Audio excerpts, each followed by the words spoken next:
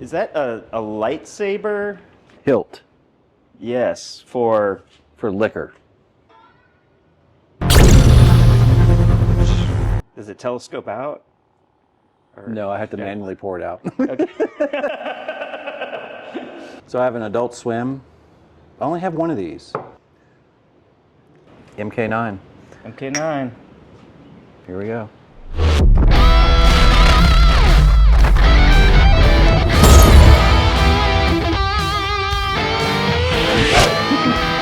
I hate Hollywood.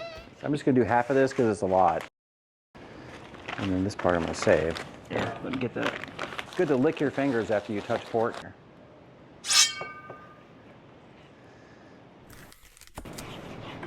We might need your blowtorch.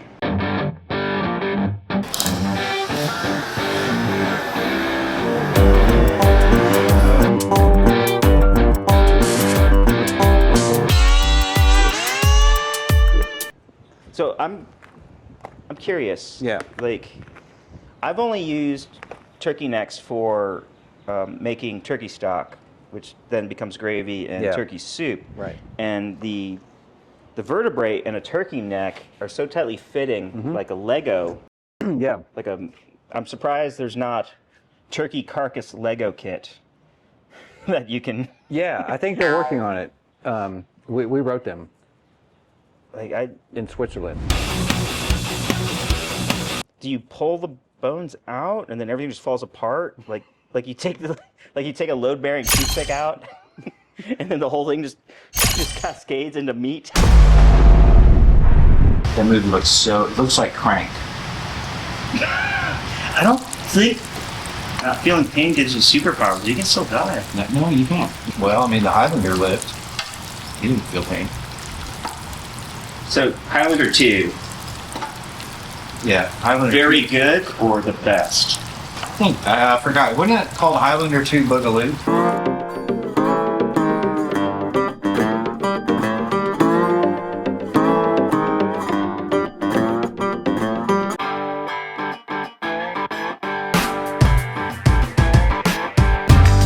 We do Flipopolis. No, oh my god, that's heavy. I'm going to rotate these. We leave one side unseasoned, because that way, if you have picky eaters, you can be like, just gnaw on the other side. All right, see you later.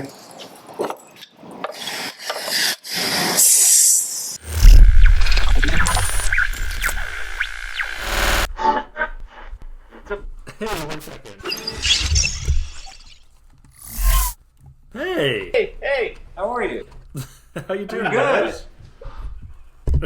Good to see you both.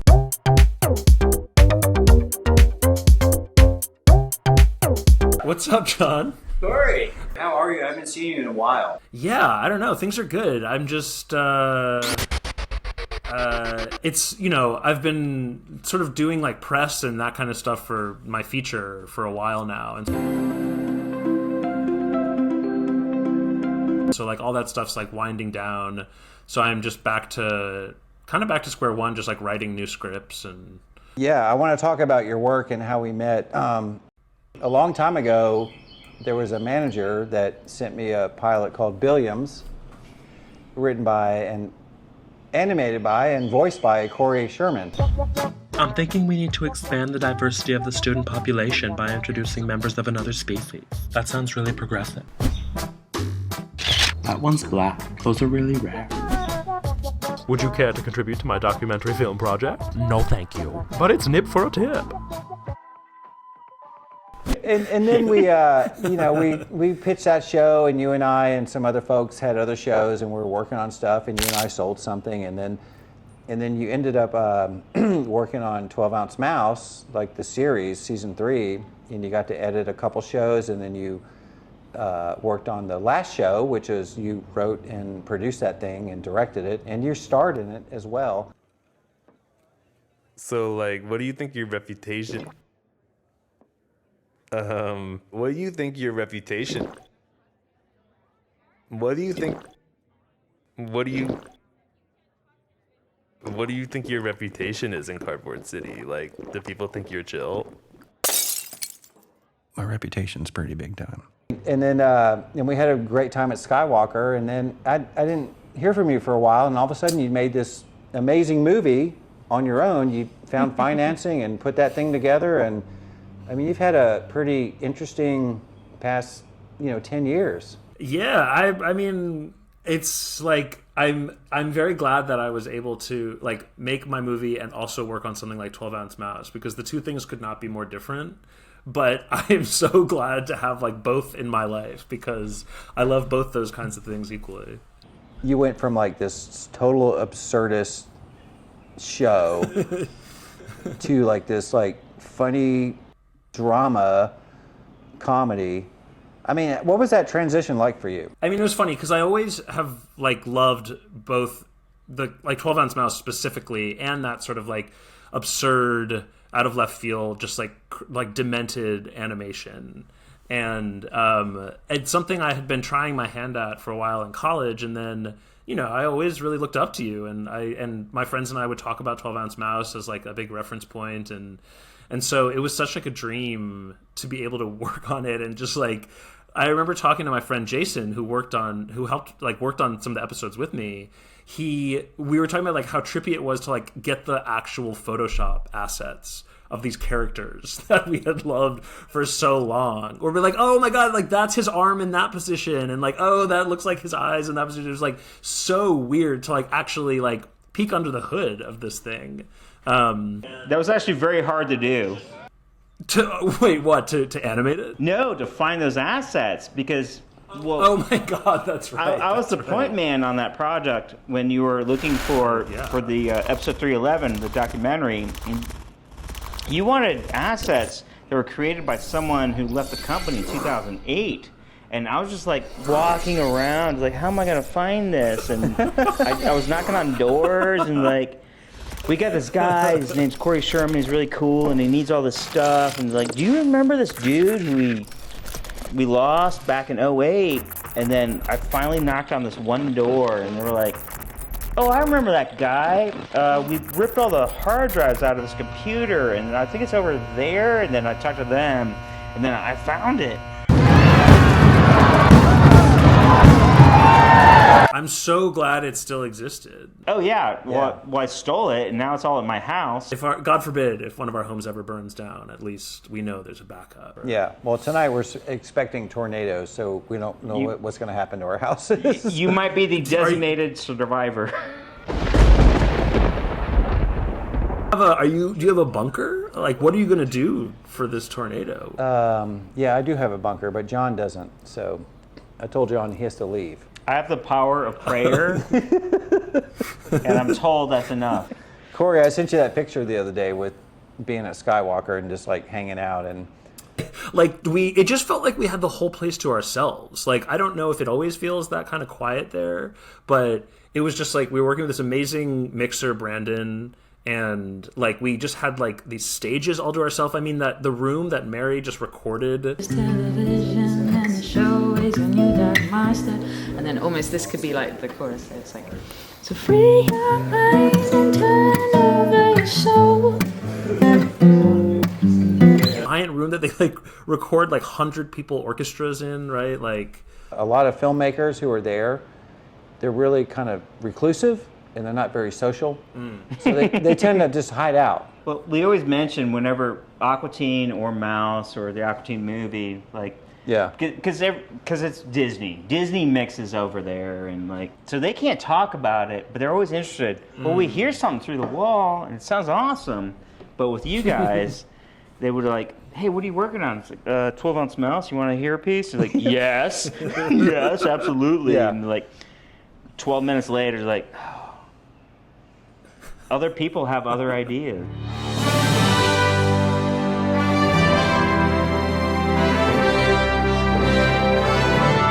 Hey, where's your dog? He's black, so he's a little hard to see, but if you, yeah, really? Yeah.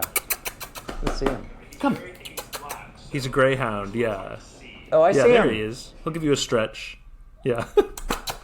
Come say hi. Oh, yes. He's a sweetheart. Super sharp bones. Yes, look at him. That's Fernie. That's awesome. This is the first dog we've had on Meat Kingdom. Oh my god! Wow, I'm honored. He's doesn't care, but I'm honored for him. So we're cooking your favorite stuff. We have smoked chicken necks and fried pork belly.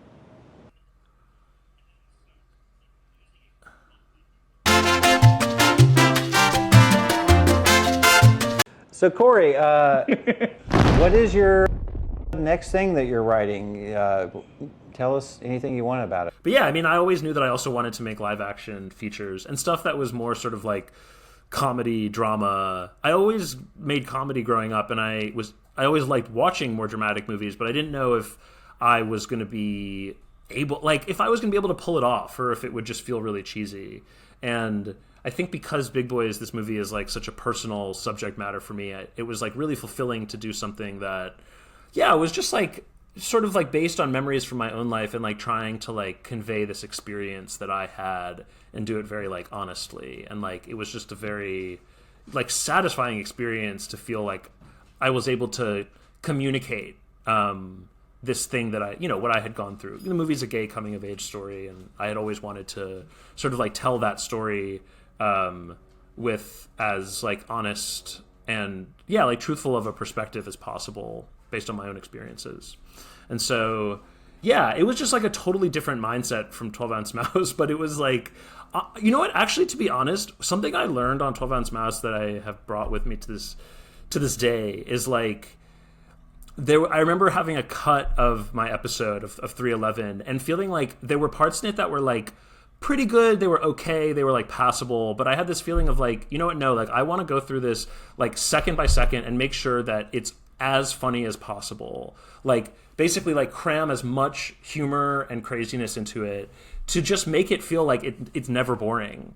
And that was like such a valuable lesson in just like not letting anything slide, not like settling for anything. Because it's like if you're going to ask somebody to watch something, it's like you better have tried to make every single part as good as possible. And like I totally brought that into making Big Boys, because there were totally parts of the script as I was working on it where I was like, this is good enough. But I was like, well, I don't want to make a scene that's good enough, because I know that when it's actually in the edit, it's going to feel bad. It's going to feel like it just like sort of dies on the screen. So that's editing, though. I mean, that's editing. A lot of people, I mean, I don't know this personally because I just hang out and people give me work, but like a lot of directors become editors because they don't trust them, but then a lot of editors become directors because they know. Like they just get it. It's like, oh, I know the coverage, and I didn't get this coverage. I need to be over there. Like, does that make sense? If you're going to talk to an indie filmmaker right now, like, what would you say? Honestly, I think the thing I would say is like really make sure you care about this script. Like, don't just, if you're going to go through the hell of like raising all this money, just like spending years, just trudging through, just like making your movie. Just make sure that you care what the movie is. And it doesn't need to be, it can be any kind of movie, but just like, I felt the temptation sometimes I was just like, I just want to make a feature so badly, it almost doesn't really even matter what it's about. I just need to make something. And I was glad that I was patient, because making something that I really cared about gave me the stamina to last through what is like a pretty grueling process. So yeah, like make sure you care and spend as much time like working on the script as possible, because sort of like I was talking about before, like it's crazy the way that script problems that might seem like it's fine, they become so much bigger. Those problems get so much worse as time goes on with the movie, and you like get to the edit and you're like, oh god, I wish I had fixed this when it cost me nothing, you know. So what you're saying is it's basically just easy to make. It's super easy, right? Yeah. So what's your next thing? What are you thinking about? Yeah, so I'm working on a new script right now. It's called Exes of Sean, and it's basically about a guy who gets ghosted by his boyfriend of like the last 5 years, and he just doesn't understand what happened. He's really confused and angry. And so he starts reaching out to other guys who have been with this guy in the past, and he finds that they too got ghosted and are like still really upset about it. Some of them like dated him like 20 years ago and are still obsessed with it. And so they form like an online support group for each other to sort of like vent about everything that they went through and plot their revenge on this guy. Are there explosions and? It's mainly explosions. Yeah, there's actually not really characters. What you think of as a character is an Good, explosion. yeah. Yeah. I was going to ask if there was a shark, but No, that's so cliche. I gotta find a way. Have you seen any good horror lately? Yeah. I saw Malum. Have you seen Malum? No, what is that? It's a crazy kind of like cult, but very like indie, you're alone with a character kind of movie. It's really good. Okay. Yeah. Okay. So I'm not sure what you like, All right, I but want to look that up. I like all kinds of horror, but my favorite is like supernatural, like ghosts. yeah, this has some of that, but it's a little grisly, but it's really like edgy. Like I can't stop talking about that movie, Malum. I keep telling Dave, have you seen Malum? He's like, no, I haven't fucking seen Malum. It's like, stop asking me. As soon as he mentioned that, I was like, it can't be pronounced that way. It should be 2 L's. Malum. Right? Malum? Yeah, Because I don't know. otherwise it's like Malum? You know, John went to school, I didn't, so. I gotta make a show called Crime Puncher. It's about an idiot with a robot arm that Yeah. fights crime Yeah, and also is a time traveler. see. What is the texture of turkey neck as compared It's to really like, turkey bony. breast? There's like thousands of tiny bones, and there's little strands of meat in between the bones. It's like a Jenga tower with everything interrelated. Yeah, yeah. And like it's crazy if you look at the spine of a. Yeah, it's really hard to eat, and if you do it wrong, it's painful. You might die. Yeah. Damn. Well, good luck. I mean, I hope It's like a I hope it's worth it. Bionicles, Yeah. like which are like Legos but more complicated. Yeah. So we figure it's either Oh, I the used to play with tornadoes or the Bionicles, necks yeah. that's going to get us tonight. But either way, you're We going are. out tonight. Yeah. This is over. Yeah. Wow. Tell their parents you love them. You'll be the last episode because we'll be gone. Thank you so much for being on our show, hanging out, talking about your work. I loved working with you. I Thanks for love having me. getting to know you over Billiam. Man, I mean, I would love to work on more stuff with you guys anytime. Cool. Well, Yeah, man, it was Corey, great talking nice to you. see you. Thanks for having me on. Yeah, Weekend thanks so Girl. much for taking the time. Likewise. Yeah, you too. Yeah. Good luck with the tornado. I thought you were gonna say good luck with Crime Puncher, and then I was gonna correct you. Like, no, the tornado. Yeah. All right, Corey. Thanks again. Yeah. Have a good night.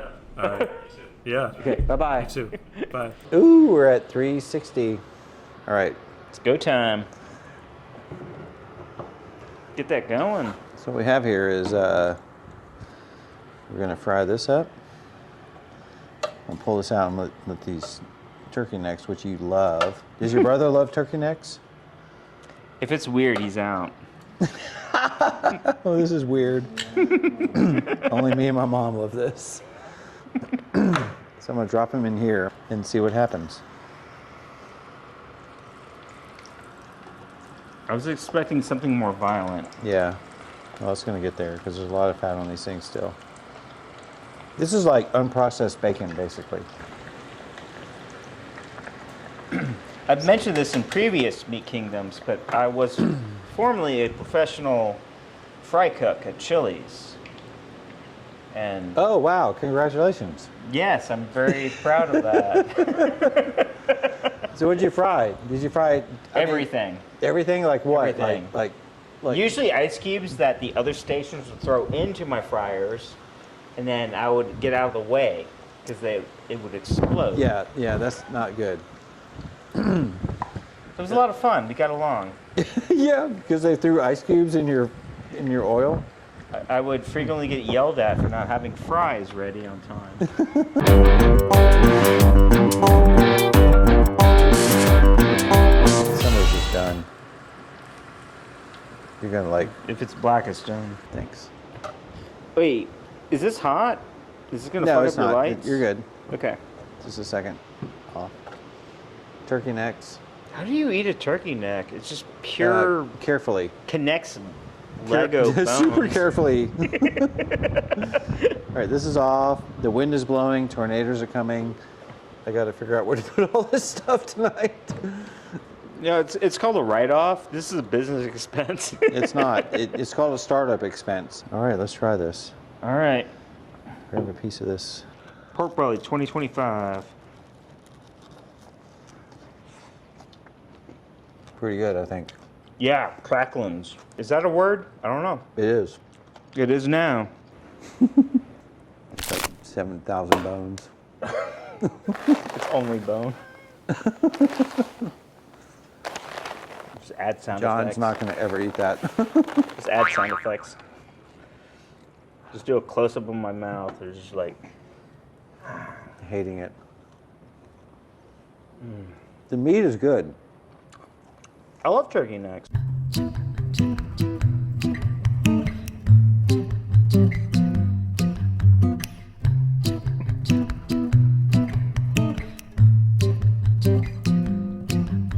If you can wrap your tiny brain around a world where fish talk, a squirrel plays drums, geometry is rich, and eyeballs walk, then you may have a chance for your mind to advance. It's not rocket science, it's just television. It's only a show, it's only a show. Keep telling yourself it's only a show. So free your mind and turn over your soul. Join us in space where we have all control. So free your mind and leave your soul at the door. Enter the mouse and find out what's in store. You might not ever know what's going on in the show, but we're not here to explain it to you. If you're smart, you know it's why school was so important. You were meant to learn to read. Instead, you're watching dumb cartoons on your grandma's TV. So free your mind and turn over your soul. Join us in space where we have all control. So free